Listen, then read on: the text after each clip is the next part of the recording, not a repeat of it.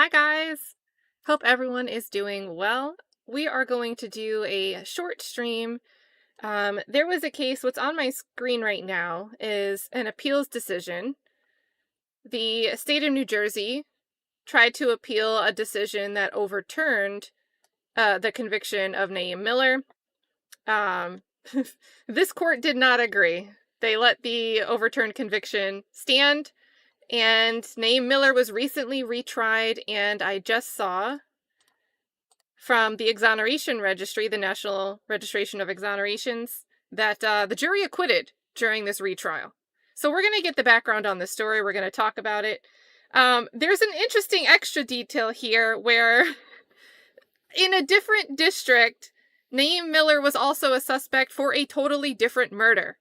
But that prosecution office never pursued the case against Miller, even though they apparently thought he was the guy since 2003. So we're going to hear what happened with that separate case as well. As of right now, for both cases, Naeem Miller is exonerated. We're going to hear the full story. It's going to be an interesting one. It's not too often we hear a Brady violation actually has consequences for the prosecution. So we're going to see that here. Yeah, we're going to get into it. Let me know what you think. You'll also notice I pinned, if you're in the live chat right now, a link to Twitch. I had a Twitch channel really for gaming a long time ago, but I'm noticing Twitch is being used more and more for non-gaming related topics. I learned this weekend that you can actually subscribe for free with a Amazon Prime account to a channel and you'll get no ads. So as soon as I realized that, I know a lot of people that like to hang out with us and watch trials, they don't like to get the ad interruptions over on YouTube. So maybe that's a way if you want to use your Amazon Prime account to get a free, ad-free experience over on Twitch. Try it over there. I also want to give this a try. And I don't know how well it'll work because I assume that panel guests would also have to be using Twitch. But Twitch is doing something really cool where you can have a shared chat experience. So, for example, if you've ever seen maybe when Nick Starro and I have done panels together, we can share a stream to both of our own channels, syndicate our streams outward, and we can see the chats from both our channels in the back room. But you guys can only see the chat that you're in. Well, with Twitch, you can actually see, you can bring all the chats together when you collaborate. So I think that's really cool, and it's a feature I want to learn and give a try. And then third, I'll be done with my housekeeping after this third point. But I'd really like to do some more commentary on stuff that isn't always trial related. But I'd like to keep YouTube focused on stories of injustice, exonerations, and trial streams. So over on Twitch, I thought it'd be cool if we could do some content on, and I'll imagine we all get together. We get David over there. We get Dizzy. We get Trakeisha. We get the whole gang over there. And we look at things like, am I overreacting or am I the a-hole? And viral stories where there's discourse, people are disagreeing about how to react to certain situations. Things that I'd really like to see your perspectives on as a chat. And we could all learn something together, but it doesn't really fit the stuff we talk about over here on YouTube. So we'll try it out and see where it goes. Hit that follow button, it's free. And with all that being said, let's get into Mr. Miller's story here. As usual with these unplanned live streams, I started to read it and I was like, oh God. And I kept reading a little bit more and I'm like, really? And then when you get to the decision, you hear that the appeals court is agreeing. It's like, all right, we need the chat. I need the chat to talk about this. So let's see. This is going all the way back to 2001. Let me move myself to the top of the screen. And all right. So just after 2 a.m. on December 16th, 2001, I was like very young at that point. Kevin Phillips got into a fight at Toby's Lounge in Newark, New Jersey, which left him with a bloody mouth and nose. It was near closing time, and the bouncers quickly hustled the patrons out onto Bergen Street. Timothy Phillips began questioning people in the crowd outside, trying to learn the identity of the man who had fought with his brother. Kevin Phillips would later testify that he also left the bar to gather himself and see the extent of his injuries. He would later testify that he looked up, saw Timothy, and then heard 5 to 7 shots from across Bergen Street. So, we're identifying that we saw person we knew, brother. That is not the person doing the shooting. He saw a man who, quote, slid on top of his brother and shot some more times. He did not see the shooter's face, but described him as having a small build. By contrast, Kevin Phillips described the man he fought with as about 6'1" and weighing around 300 pounds. Now, chat, put a 1 in the chat if you think small build and 6'1", 300 pounds go together. Put a 2 if you think those are divergent descriptions. Oh, man. So right here, this was my point 1 where I'm like, do we need the chat for this? The meter started filling. So Timothy, who was 29 years old, died on the way to University Hospital. Stacy Davis, who was 35 years old, was shot in the leg, left leg, and also taken to University Hospital, where he remained for about 3 months. Yeah, nobody thinks this description fits. Detective Murad Muhammad with the Newark Police Department and investigator Ben Powell with the Essex County Prosecutor's Office investigated the shooting. Muhammad would later say that they had heard on the street that 22-year-old Naeem Miller might have been involved.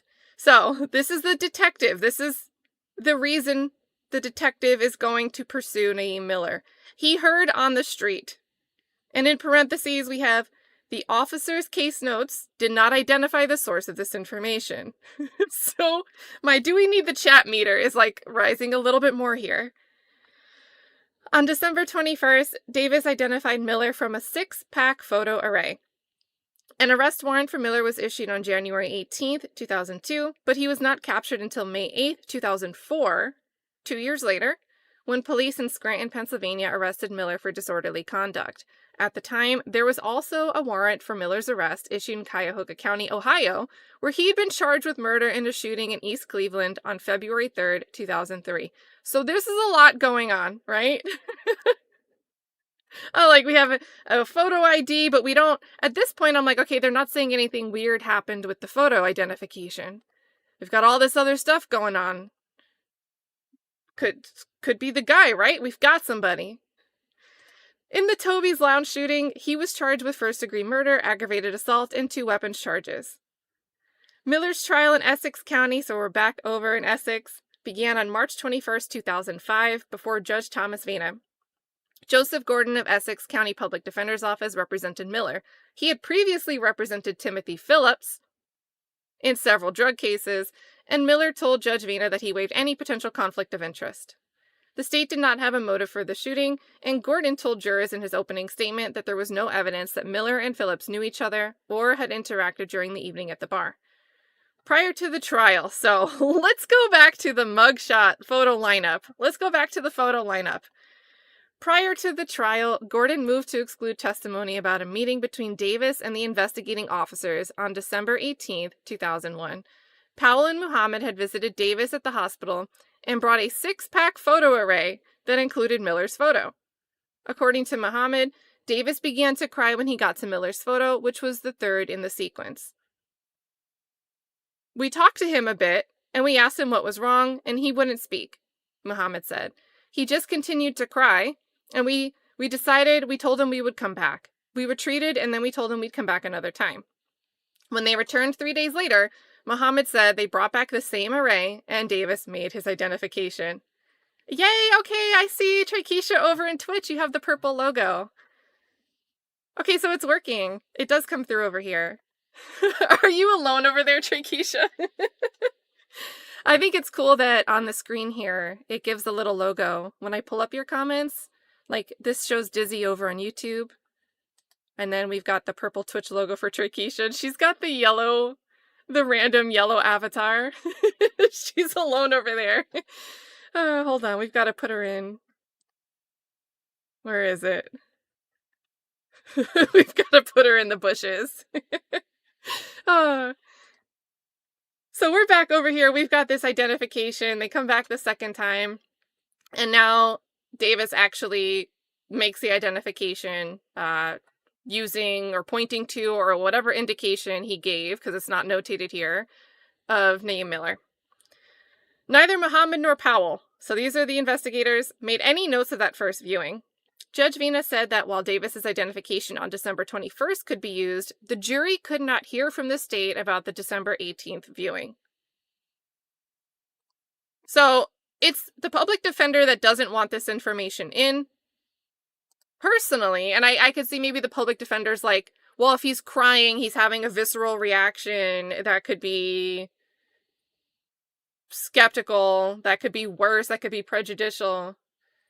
But at the same time, if there's no notes, I feel like this is a huge thing you could poke credibility in. You had to go back and ask. And then you went back with the same lineup, the exact same lineup. You didn't switch up the other panelists. So I think it's not really, they don't get into it here, and this isn't what the overturning of the conviction is going to be based on. But I do feel like the Exoneration Registry is making note that, hey, there's no conflict of interest. It was waived with this public defender. But you're involving these parties that have the conflict while asking to do a photo ID lineup. So maybe at least switch the other 5 pictures. Or go through more than one set of photos. Not just one sheet with the same 6 photos, but like 10 different sheets with a switch up of photos where the suspect isn't present in a certain set to see if someone identifies somebody anyway. Like there's ways to do this that would be a little bit more scientific and reliable. So, with that being said, the jury doesn't get to hear about that December 18th viewing. So that's when I'm like, all right, let's get the chat together. At the trial, Davis testified that he had signed his name behind photo number 3, indicating that he had identified Miller as the man who shot him and Phillips. That's the dude I saw with a gun, Davis testified. But he was unable to make a courtroom identification. In the photo that Davis had selected, Miller had dreadlocks. At trial, Miller had close cropped hair. Prosecutor Gregory DeMattia, you could tell we're like up in the northeast coast here, asked Davis, "Does that picture look different than the individual in court today?"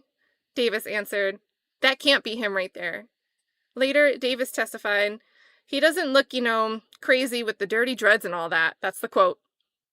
Over Gordon's objection, the prosecutor was allowed to ask Davis about his testimony before an Essex County grand jury, where Davis had testified that he identified Miller from the photo array as the man who shot him. So at the grand jury hearing, Davis, which the defendant wouldn't have been present for this grand jury hearing, he testified at this hearing that he identified Miller. Miller wouldn't have been present at the grand jury hearing. So the grand jury gets to hear, oh, yeah, I identified this photo. This is Miller. This is the guy we're asking you to indict. And now this jury at trial is being told that Davis did identify Miller, even though he looks different today. So, good objection here from the defense. The prosecutor also questioned Davis about his lengthy criminal record, and Davis, who was in prison at the time of Miller's trial, testified that he had not received any favorable treatment from the state in exchange for his testimony. Now, pin this one. Put a pin here. Yeah, okay, we got Angel over there, we got Dizzy. Hey, we got 3 people over there. Fulton County would call that a gang. We got 3 people over on Twitch. So very, very cool. I did put an emoji over there, you guys. If you're hanging out on YouTube, you could guess which emoji I made sure to put over there. It's a very important staple for this channel. And Brooklyn, yeah, I've been swamped with work. It's been a time. But I was reading this on a break. I'm like, let me go say hey to the chat. So Felicia Wright, we're switching witnesses here. Felicia Wright testified that she was near the front door at Toby's when the shooting occurred. She testified that she heard the shots, went outside, saw Phillips on the ground, and saw Miller running away with a black gun. She said she had known Phillips for about 5 years. She also said that she knew Miller because he was the cousin of her daughter's father, but did not know him. Wright testified that she felt uncomfortable testifying because she knew both men and their families, but that her discomfort did not affect the truthfulness of her testimony. Wright testified, so this is still Felicia, testified that she left the bar about 15 seconds after the shooting and saw Miller from about 45 feet away running with an automatic weapon. She said that her view was mainly from the side and back. She could not see Miller's clothing, but saw his dreadlocks. Gordon asked if anyone else at Toby's had dreadlocks. Wright said everybody did. She also said that Miller looked different now because he had cut his hair and grown a beard. Wright testified she initially had doubts that it was Miller, whom she saw, but she said she felt stronger about her identification after hearing other people name him as the shooter. It was possible, she said, that the talk on the street had influenced her identification. So this is the second time. We have the detective saying, yeah, I heard from the street, and now this witness is like, I'm not sure, but I think it's possible because I heard other people say it. And then we have this other guy who's a different witness saying that he's got no favorable treatment in exchange for his testimony. Right? So kind of shaky, but maybe this one brings something to the table because Davis is telling us, I'm not getting any benefits in exchange for testifying. Put all that together and that can overcome this lack of certainty from Wright. We're going to have a problem with that.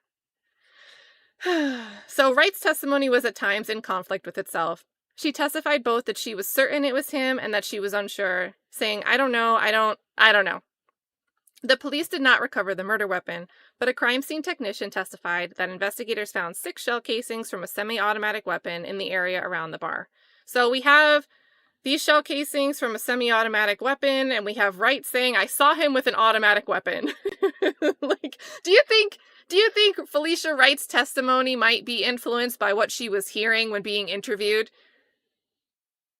Because to me, I think that's very possible. Look at all the purple showing up over there. It's so funny. Everyone has these little, like, the different pictures. The generic little person. Brooklyn's over there too. We're gonna have a red versus purple war before the end of the stream. It's gonna be a good fun exercise. Not really a war. And hey, BigBabyJane, good to see you. Miss Lady, good to see you too. Yeah, Mark says the gang's all here. We're hybridizing today. Oh no, the emojis are locked. Are you hitting the follow button? Because just so you guys know, on Twitch, subscribers is the membership. So if you're on YouTube and you get a membership, that means you're paying to be a member to a channel. On Twitch, a follower is just the free way that you can follow a channel and get updates about them. They call subscriptions, that's their tiered membership product, right? Some subscriptions are the paid product on Twitch. Memberships are the paid product over here.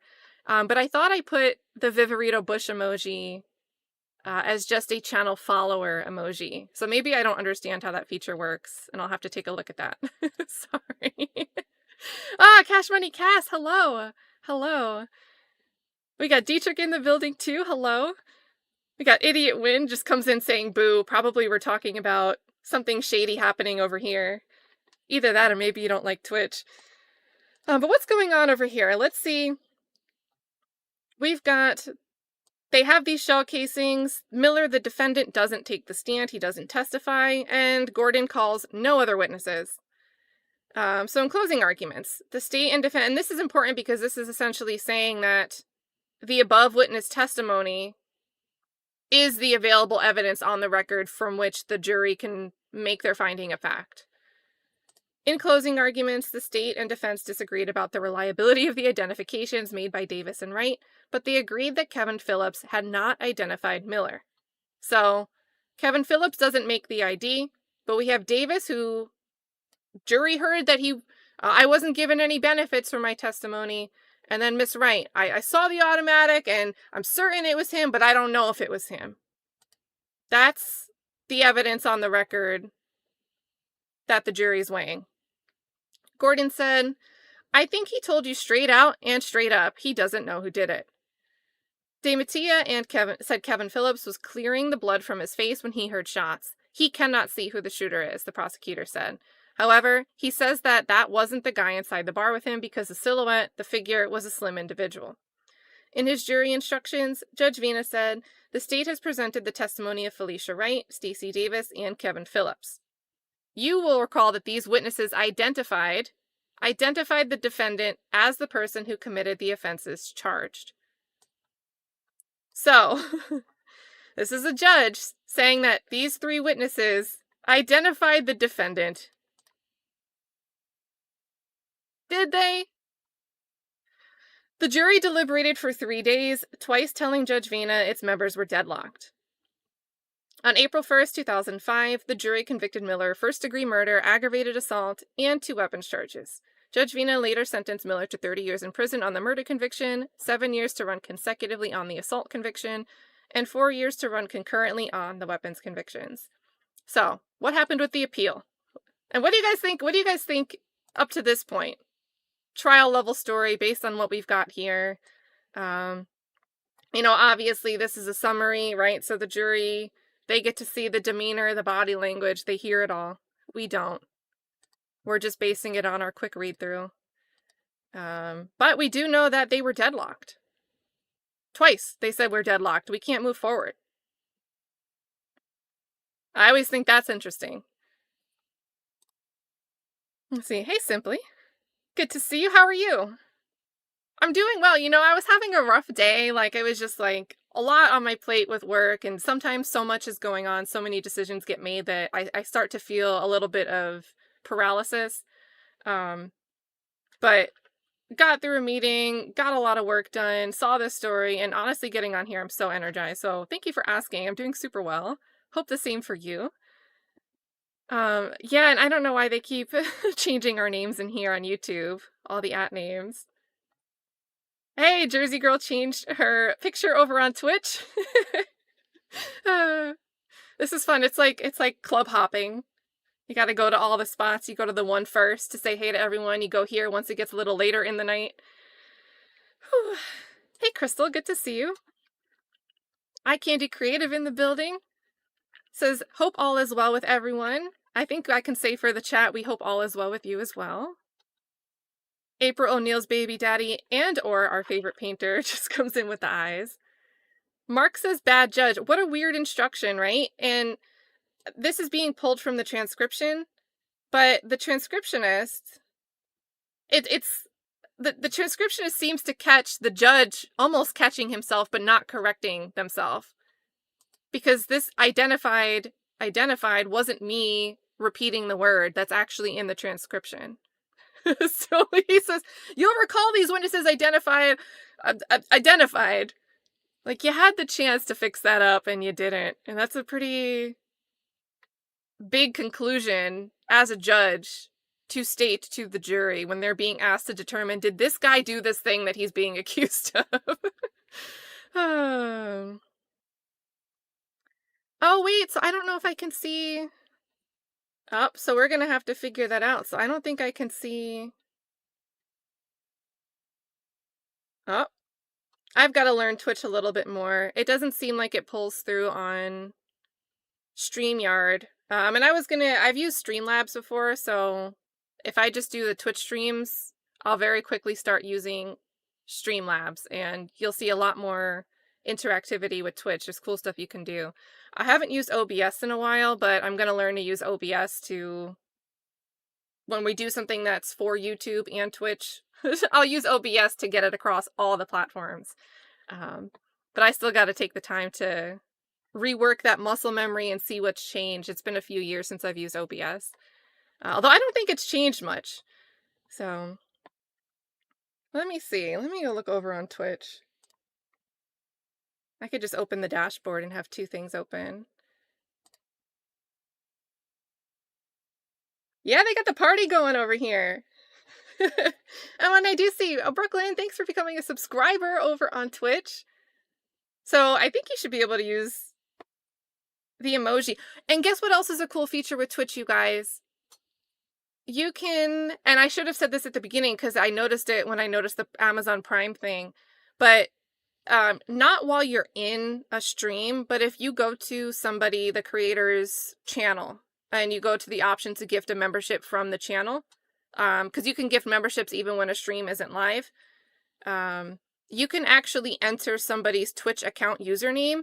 Like if I wanted to go and give a gift to Dizzy Hay, I could go and type Dizzy Hayes' name to whatever channel I want to gift, and you can actually target the gifted memberships, whereas YouTube does it randomly based on who's in the chat currently, who's interacting, who was recently visiting the channel. I don't know their exact features and how they determine that, but I thought it was really cool that you can actually pick a specific person over on Twitch. So lots of things I'm learning over there. And that, you know, for the real estate stuff I do, no one really uses Twitch. But I should be more in tune with, you know, YouTube, TikTok feature updates. I should get back in the groove of knowing these things. So I have a placeholder for kattnotwilliams with the lowercase o, a 0, that I don't think has any followers. But I can't swap them out for 2 months. So right now, the account I'm using has a 0 for the not Williams. Let me get a link. You guys started a hype train? Thank you, Trikisha, for subscribing. And you used Amazon Prime, so cool. I can see that you used the Prime to use that free membership redemption. Thank you, guys. You guys are starting a hype train over there. I love it.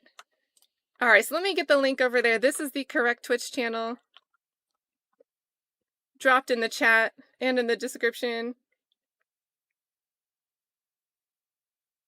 But I'm thinking it'll be for certain types of streams, right? Like things that are less information and more interactive with the chat. I think we could do Twitch streams, and it'll be easier for me to interact with you guys. Because with Twitch, it's easier to bring people up. There's like things you can do that you guys could control my screen or without having to come up as a guest on the stream. You could, like, if I'm playing a game, we're doing like a charity fundraiser, we're playing a game. There's things that the chat can do to control my gameplay. And I'm sure we could manipulate some of those features to work outside of the gaming field. I'm like reeling with ideas, so I'm just really excited to have it all play out and take it all in, see what fun we can have. But back over to this fun, hot mess of this story over here. Like, what do we have going on? We were over here, we had they were almost hung, they were deadlocking twice, but they end up convicting. In the first appeal, so Miller's going to appeal. In the first appeal, he argued that the judge had given the jury confusing or misleading instructions on several issues, including those witnesses' identifications.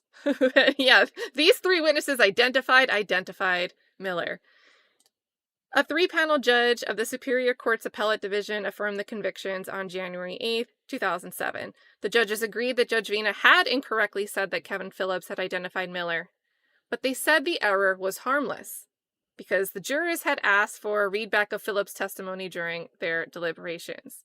So here's their explanation.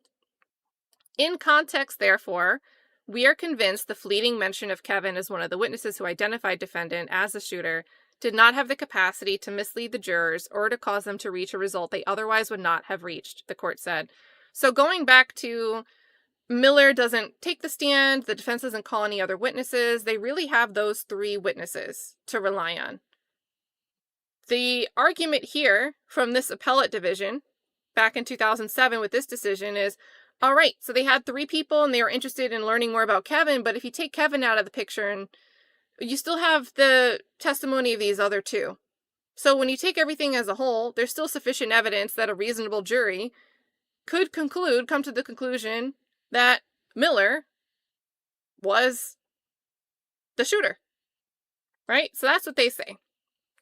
Miller goes on, he files a petition for post-conviction relief on May 17th, 2007, arguing that Gordon had been effective for failing to object to Judge Vina's flawed instruction on the witness identifications and failing to request different instructions on lesser crimes that the jury could consider.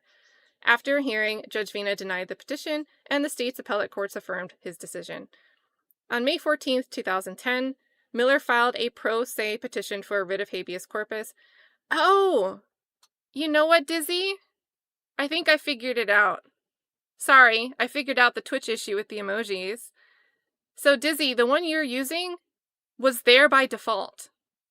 I bet Twitch has to approve the images I uploaded, so they might not be visible to you guys yet. Because I put 1 emoji in the first tier and then 2 emojis for followers. So Now that you're using the default one, if that's all that's available to you, they must be reviewing the custom images I uploaded. So that's why. So back over here, let's see. Now we have this pro se petition, repeating the claims that were already mentioned above, and also adding that Gordon, the public defender, should have recused himself because of the conflict of interest.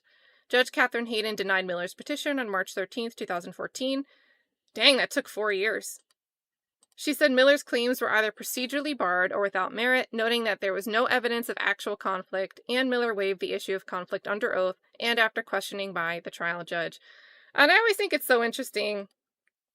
You know, I'm not opposed to someone being able to waive conflict, and I don't know all the facts available here, but it kind of seems really relevant that the public defender, and we'll get to why it's more important, I'm jumping the gun, but the conflict of interest kind of involves opposition parties, right? In relation to the victims, not with the prosecution team. So maybe someone's saying, yeah, I waive because maybe I want my trial to proceed. I don't want to wait another 1.5 years, 2 years because I have to substitute counsel. I don't know. Maybe judges should say that there should be a high bar for defendants to knowingly waive this conflict. In May 2019, Miller, now represented by Jared Freeman, again moved for a new trial after discovering that the state had failed to disclose that Wright had been indicted. So Wright is the... I don't have a reason to be untruthful witness.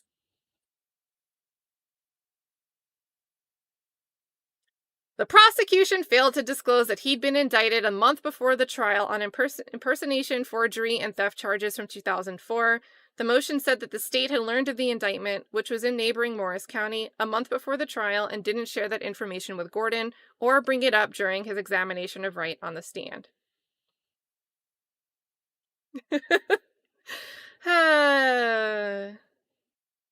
So this is Mr. There's nothing, I'm not being given any benefits, but the indictment is sitting there lingering. And we already know from other instances in this case, the detectives aren't taking notes of their conversations with people or their interviews. They're just volunteering what they feel like volunteering at a later point in time. So I'm assuming we don't have a record of the conversations the DA's office had with Wright. How do we know if they offered benefits or not? And thank you, Moses, gifting a membership over here on YouTube. I'm laughing because it's like, I joked about having the war earlier, and now I've got to learn this terminology. So memberships over here on YouTube. Big thanks to Moses, making someone green. Look at your YouTube window, see if you just got turned green, and say thank you. And then over on Twitch, it's subscriptions for the membership product. So I gotta be careful about saying like and subscribe because I don't want to say like and buy a membership tier. Just like and follow along. Oh, okay, wait, I see the bush now. It looks really different on Twitch. It doesn't look... Wait, does Twitch have a different bush sticker by default?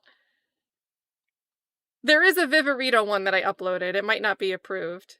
So... we'll just have to see. She's hiding really well today. Okay, so very cool of Twitch to have a bush emoji. YouTube needs to step up their game. Alright, so we're going back over here. We have this Brady information that the state knew, even though they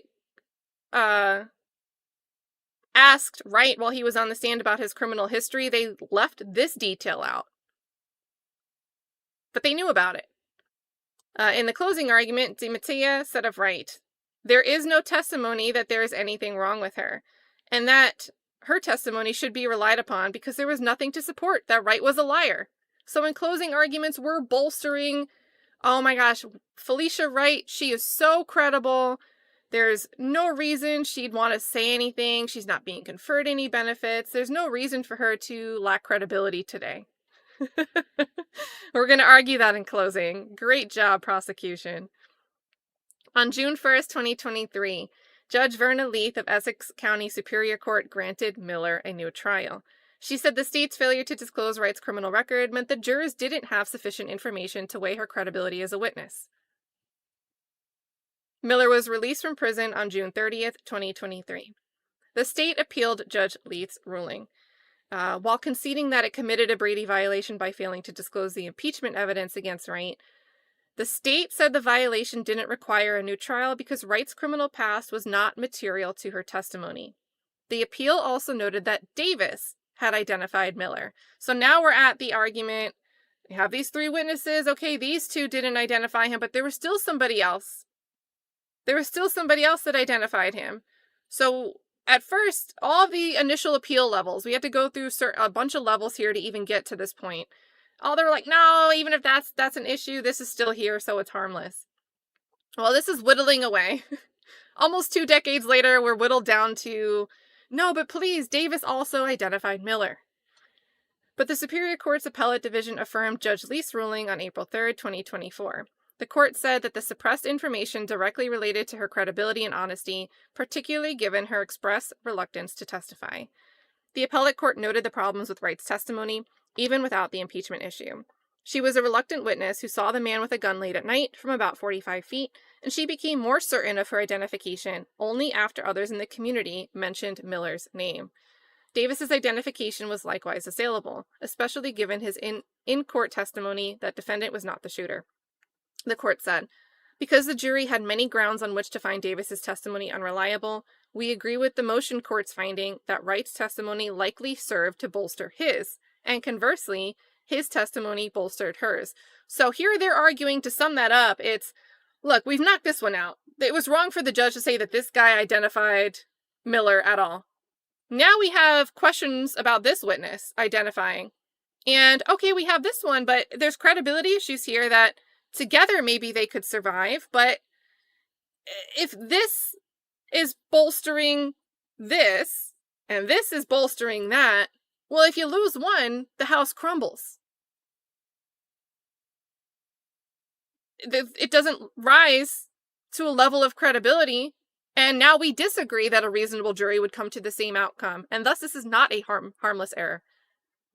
So, I really think that the Exoneration Registry, and I'm going to drop the link, it's also in the description, to this recap.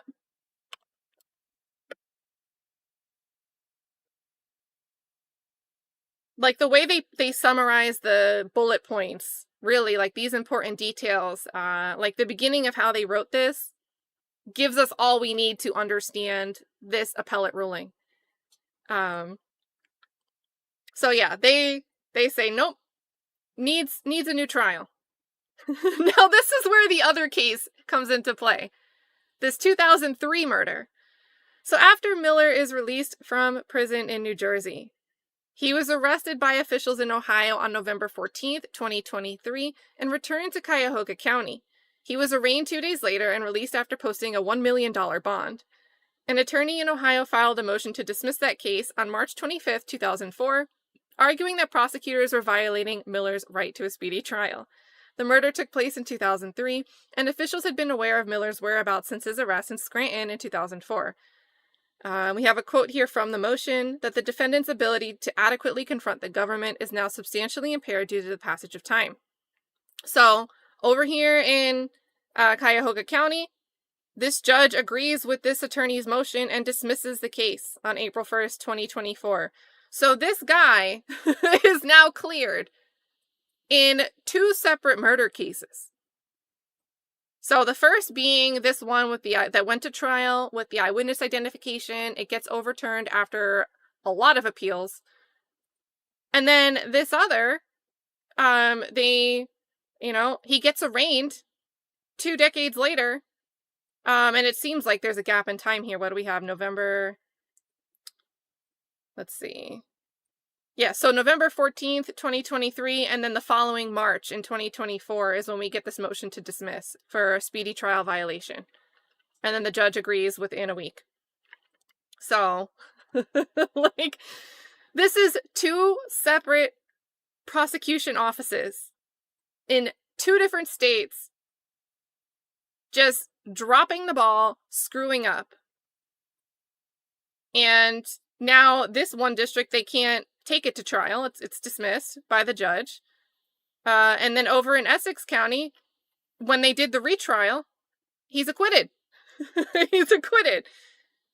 So the like a double L in 2 different regions of the country, 2 different offices.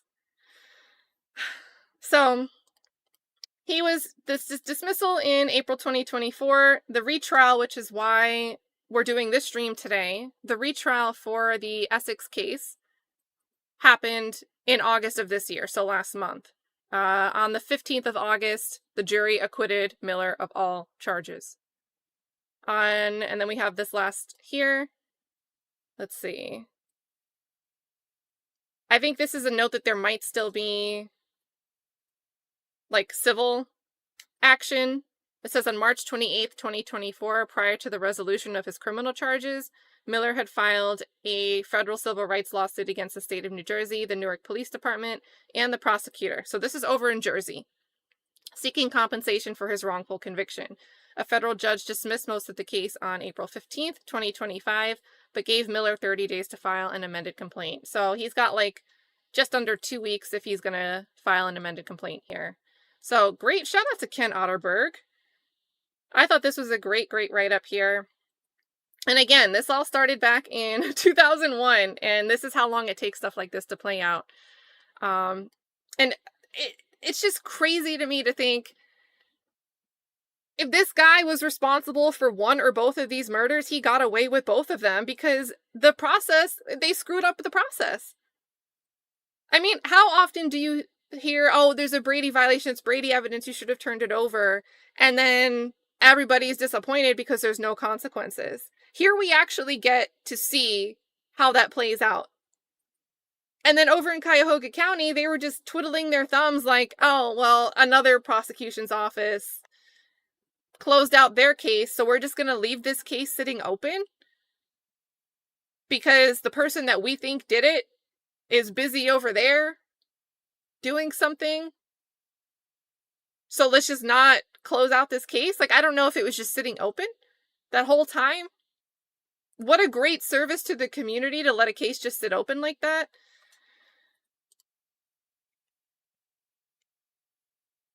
I don't know. Oh no. Dolly says, something weird is going on. I'm not signed in on one browser and it says video unavailable. In my signed in account, it plays. Oh no. I wonder if maybe because of the content, maybe it wants to have you be... Maybe it's like a VPN location thing. Or maybe it thinks that you need to be like 13 plus to watch this because there was like some shooting content. I don't know. But good to see you, Dolly. Or YouTube glitching is also a very good possibility. Oh, chat. So there is that, you guys. Let me check over. I see a bunch of animated emojis. That's another fun thing about Twitch, you guys. Let's visit them over here. About Twitch, you guys. Look at their chat. They've got the dancing emojis. About Twitch, you guys. Look at their chat. They've got the dancing emojis. There's a lot of fun over on Twitch. It looks crazy because I'm causing an infinite mirror effect. I don't think it looks like that for you guys. But,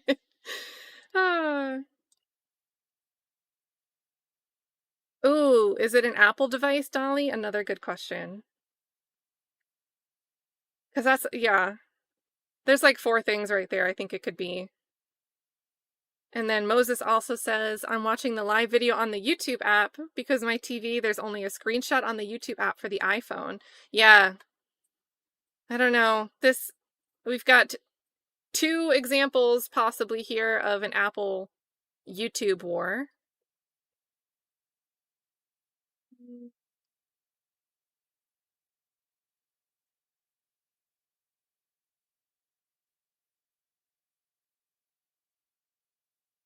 Yeah, because it plays for me when I open but I'm on a browser, I'm on a PC. So...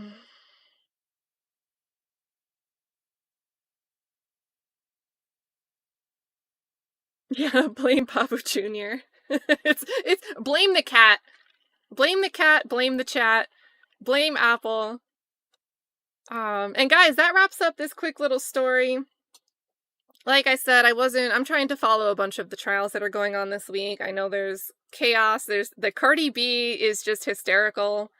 Like, what a case. I love a juicy civil case, right?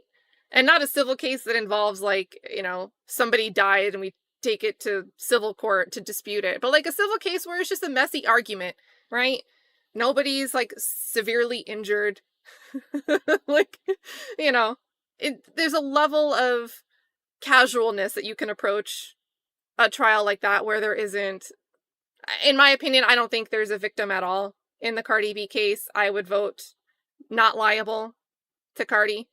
That's my opinion watching it, but even so, I think the accusation was a scratch on the face and then intentional infliction of emotional distress, which was a big mistake, I would say, when you include an IED claim. Well, now the person you're accusing of causing this can order an IME, a medical evaluation. And they could have their witness, and I thought the witness that Cardi B brought in, I'm sure she can afford the big guns, right? Brought in a great, great expert witness to dispute the IED claims from the plaintiff in the Cardi B case. Cardi's falling asleep in court. I gotta watch today. So, I don't know about have any jurors spoken, but Joel McDermott messaged over on X and said just a nice quick comment, like one sentence, that he loved the streams that we did. So shout out to the chat. I never take, nobody really words it as just being me. I think the whole collective here is what makes, when we have a trial attorney like Doug popping into the chat and now we're hearing Joel McDermott was watching, I really assume, I think it's an educated guess, that they respect the feedback and the insights that they see in the chat, and that it's really valuable to them. So I haven't heard from jurors, but did hear from the defense attorney, which was really, really cool. Moses says, I would love to watch the OJ trial. I don't think Dolly did, but MLS Law might have done an OJ rewatch. I didn't, if he did, I didn't watch it, but I started watching a Jodi Arias rewatch over with MLS. I think Nick Starro, Dolly popped in, at least for commentary, some of the days. But somebody recently did an OJ. Oh, it was Legal Vices and Chandler. That was a recent OJ trial rewatch. Yeah, it was Vices. Trikisha got her buffering mug in the mail. Heck yeah, love to hear it. Oh, man. Hope it's awesome. Let's see. Prime is saying I don't have a Twitch account. Maybe. So I always have this issue with Amazon Prime wanting to sign me in to one of my Google accounts. And I accidentally created an account with a different Google account that I don't really use for Amazon. But I'll have conflicts with stuff like this because I'll use Google to sign into everything. And that Google account that it's using to sign me in won't match what I'm signed into on the other thing. So sometimes it's the auto sign in through Google if you use Gmail that screws with that. It's really annoying, but it's so convenient, so I can't like unmarry myself from that feature. Yeah, the Cardi case was definitely interesting. I like stuff like that. I like to hold, with criminal trials, you're dealing with the government, holding the government accountable, making them follow processes. I think that's like miles more important than entertaining things that make it to civil court. Oh, but the entertainment in civil court is so, so good sometimes. So it's a good balance. And then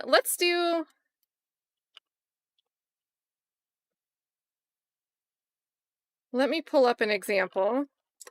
We're going to wrap this up, guys. That's the end of the story for the Naeem Miller exoneration, when I see whatever exoneration stories that pop up, I'll at least always try to put a post out over on X. But I really do want to try to do a YouTube video or stream covering stories of exonerations, because it's just, that's, here we're dealing with 2 murder cases that just went kaput. So if this was the guy, he got away with it once or in both cases because basic rights were denied. Speedy trial, Brady evidence. And if it wasn't, this was from 2001. And this exoneration, this acquittal, he had to go through a retrial, just came down on August 15th, 2025. So that's 24 years lost. So, always like to talk about those stories because, like, things need to move forward, and I get that there has to be a process, and we don't want it to be, if the jury has decided something, we don't want to just get rid of the whole purpose of a jury of your peers, right? We don't want an appellate judge to just be able to say, throw it out. I get that there should be layers, but when you see those layers take 20 years to play out, like, can we fix that a little bit? How do we fix that? And David, I agree. This chat is the best. And when I say this chat, you guys, I see so many of you all over, so I think this chat, I don't really see you guys as being contained to right here and now. I think I just go into other chats and just say, hey chat. And to me, you're all like one big diverse group of people I love to see. But getting out of this serious realm, I love doing reactions to viral topics and watching the way people react to different things. And a lot of the time you see those viral stories over on X or TikTok, sometimes Facebook, sometimes Reddit. And I thought it'd be cool. Let's find a good example. We'll go to the Am I Overreacting? Or Am I the A-hole? That's one of my favorite subreddits.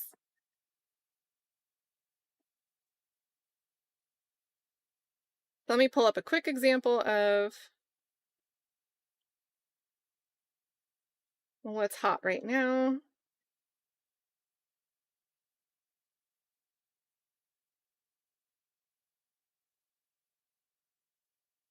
Like, some are just super tiny. They seem like tiny issues. Like, here's one. Am I the a-hole for telling my roommate I don't want to share groceries anymore? And this might seem trivial, right? This is obviously one person dealing with their interpersonal conflict with their roommates, right? So 2 people are at play here. This doesn't directly affect me or any of you in the chat. But sometimes I come across things that make me say, I don't know if people know how to communicate or deal with conflict anymore. I don't know if I'm in enough situations on a daily basis where I'm practicing my conflict resolution skills. And so even small stories that seem trivial like this, imagine somebody having an extreme irrational response to an issue like, should I share share groceries with my roommate? Or how do I deal with not wanting to talk about that stuff with somebody? If there's a lot of people out there that don't know how to deal with stuff like this, or just have insane, extreme reactions and responses to stuff like this, it gets me wondering about who makes up jury pools.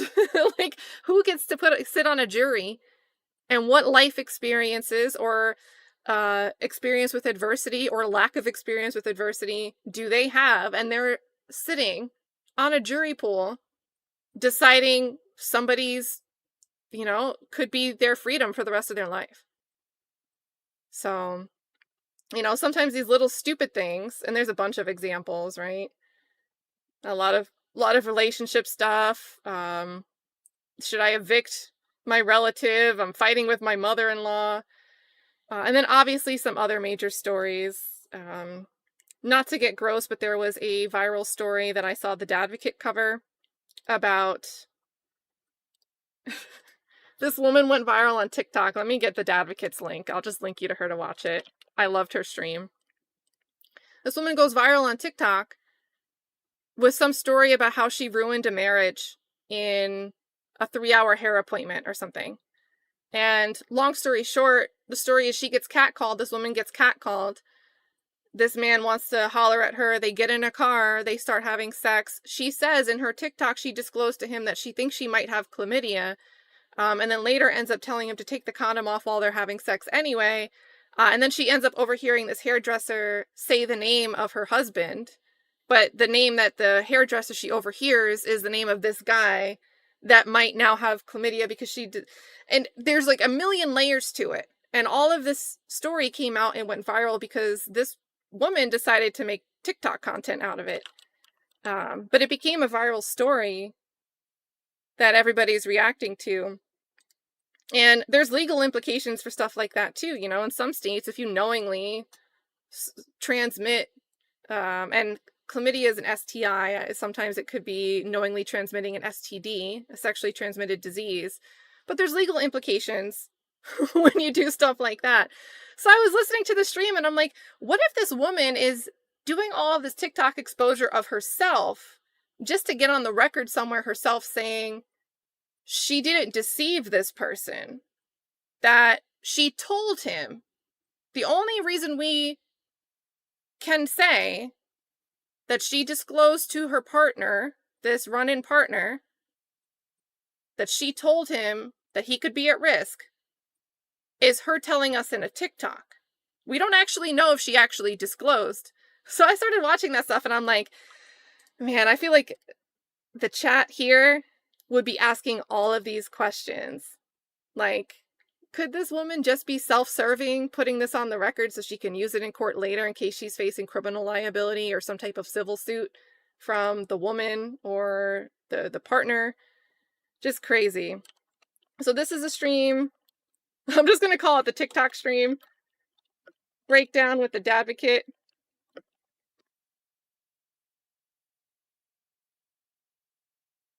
But I think having a more well-rounded conversations aren't just like, wow, that's a crazy story, and then that's where the conversation ends. Like, how do you deal with stuff like that?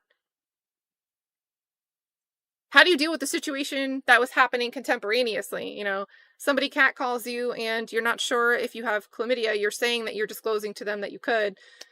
Maybe we can say, if you're gonna have sex, don't tell them to take the condom off. Maybe that's a conversation we can all have and people can stop feeling like it's taboo to leave a condom on during sex with somebody you just met, like when they were catcalling you a day ago. So, I don't know. Obviously, the topics vary, but I think that'll be something fun to do over on the Twitch side of things. They seem to do more just chatting conversations. And again, with those features where you can bring people up to stream with you. There's something called a knock on Twitch where, I guess, like, let's say Vibin. Vibin's over there now. That's April O'Neil's baby daddy. If Vibin creates, if you create over on Twitch and I'm letting people knock if they want to come up, you guys can just knock and pop right up on the screen and come join the Twitch at any time. And then your chat, if we set it up right, your chat and our chat could all chat together. Because right now, you guys on YouTube can't see everybody hanging out over on Twitch. But with Twitch, we could bring all the channels together, everybody on Twitch all at once. I think that's really cool. So that's my spiel. That's a little bit of the brainstorming I'm doing. Yeah, it's a little... You guys are being good about pulling up the profile pictures, though, or using the same name. So, because Brooklyn was using the same name, Dizzy was using the same name, April O'Neil's baby daddy has the same picture. Yes, Sheriff Chuck says, I'm not knocking on anything after that last story. Yeah, that's a smart move. That is definitely a smart move. But I love the Dadvocate has done great work for but kind of raising awareness of paternity fraud cases. And, it's a really sensitive topic. It's difficult to talk about stories that could deal with claims of false accusations because you don't want to just say that somebody's claiming something, call them a liar out the gate. And I don't think it's fair that if somebody is saying that somebody's making something up about them, that we're just innately inclined to believe the person who speaks first, right? I think there's a lot of work as a whole when I see reactions to different news stories about things. A recent one this weekend was the viral story with Brittany Renner and PJ Washington, where Brittany Renner's mom, the camera seems to start. You could tell that they sold the camera footage. It's like whoever recorded it, the mom recorded it, sold the footage to some media outlet. But the video starts as they're opening the door to do a custody exchange with Brittany Renner and PJ Washington's son. And it's a lot to unpack in like a like maybe 60-second video. But another really delicate conversation where custody battles are always ugly, and I think the Dadvocate does a great job giving attention to fair coverage, great insight, great advice.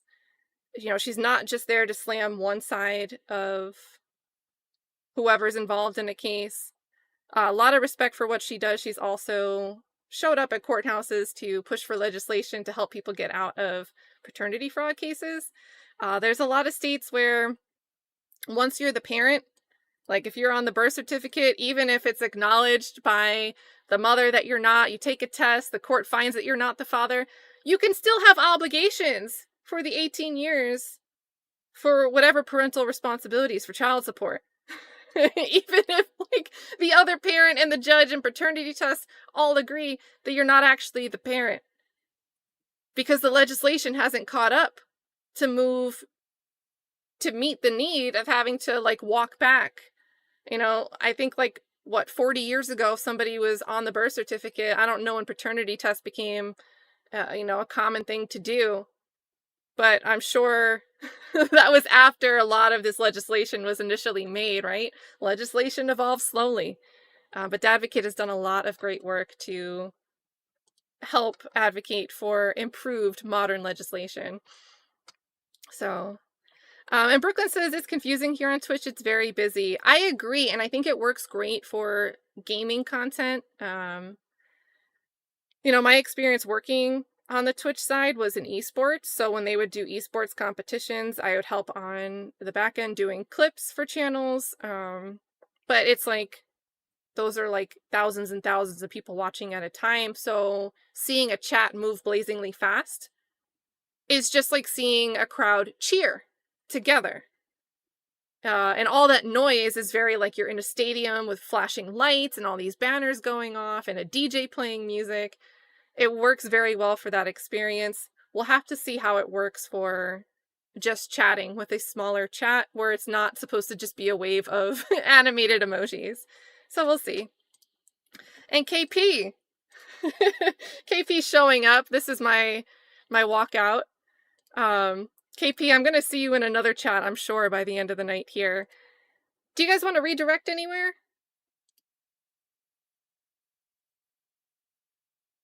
Let's see who YouTube gives me. What are we at? It's like 5 o'clock, 5 o'clock, 5:30.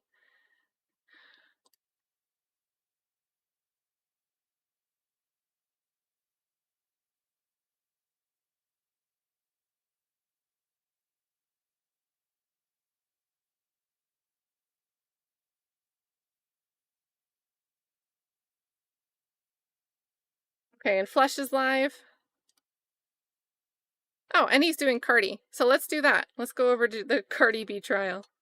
Because I need to see what happened today since she was falling asleep. Oh, man. Not for nothing, but I don't think I would have taken the plaintiff's case if I was an attorney. But I'm not an attorney, so what do I know? Yeah, we're wrapping this up, KP. We're going to go and hang out. We're going to watch the Cardi B, I think it's closing arguments. Short trial over with Flesh of the Gods. One last thing, you guys. I got this as a very nice gift from my roommate. So I can have like, the Stream Deck helps you do certain commands, but you can also put quick sound effects and whatever. And I was like, cool, I gotta get that set up. We'll take the stream up a notch. And then StreamYard added a new way, an easier way to do sound effects that don't cut out what's playing. So I was like, of course they did that in that order. But I was looking at a few. I wanted a boom. And we'll have to play with the volume. And I wanted the Law and Order. But then I saw this, and I died laughing.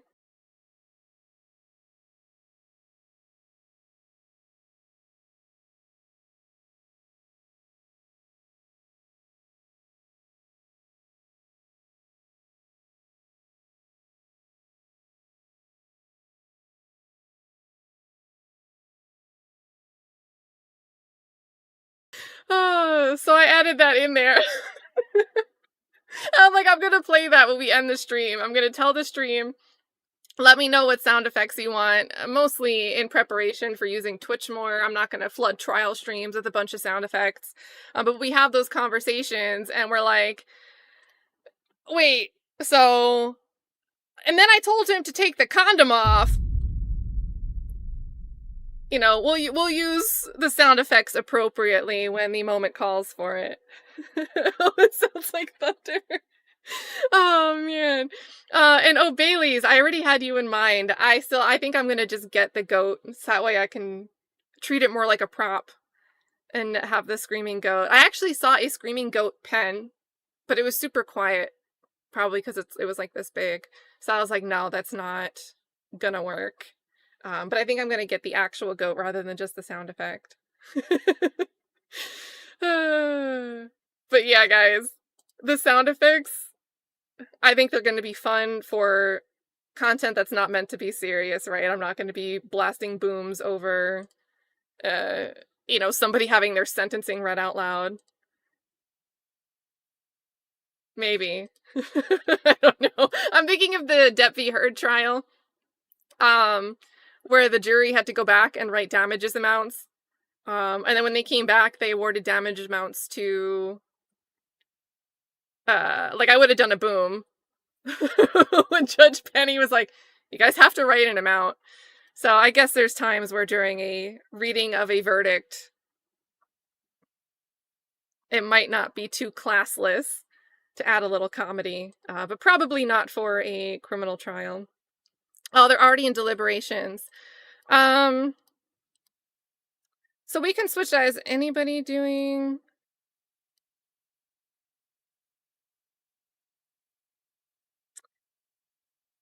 Let me see if I pull up Flesh of the Gods, if he's running recaps, because he might just be doing replays rather than just a verdict watch.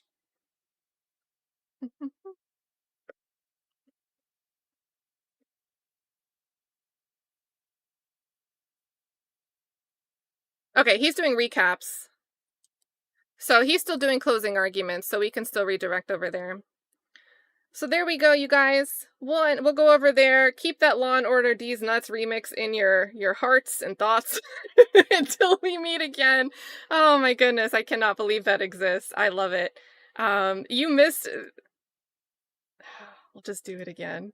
Look at this gem. Listen to this gem.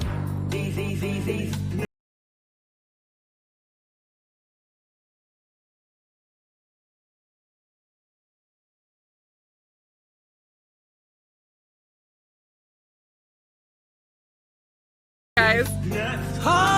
Objection!